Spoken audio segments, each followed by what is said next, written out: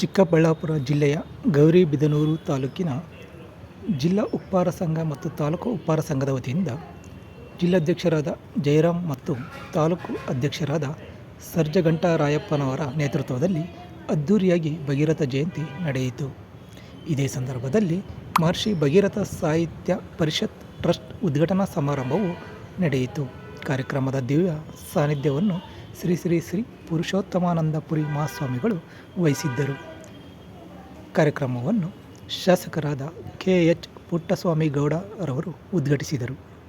ಕಾರ್ಯಕ್ರಮದಲ್ಲಿ ಡಾಕ್ಟರ್ ಗೌರಿಬಿದನೂರು ನಾಗರಾಜರವರು, ಸಾಹಿತ್ಯ ಪರಿಷತ್ನ ರಾಜ್ಯ ಅಧ್ಯಕ್ಷರಾದ ಸುರೇಶ್ ಮಲ್ಲಾಡರವರು, ಬೆಂಗಳೂರು ಆನೇಕಲ್ ಎಂ.ಎನ್. ಲೋಕೇಶ್ ರವರು, ದಾವಣಗೆರೆ ಜಿಲ್ಲೆಯ ಗೊಲ್ಲರಹಳ್ಳಿ ಪ್ರಭುರವರು, ಇನ್ನೂ ಹಲವಾರು ಸಾಹಿತಿಗಳು ಮತ್ತು ಸಮಾಜ ಮುಖಂಡರು ಭಾಗವಹಿಸಿದ್ದು, ಭಗೀರಥ ಚರಿತೆ ಪುಸ್ತಕವನ್ನು ಮತ್ತು ರಾಘವೇಂದ್ರರವರ ಡಿಜಿಟಲ್ ಕವನ ಸಂಕಲನವನ್ನು ಬಿಡುಗಡೆ ಮಾಡಲಾಯಿತು.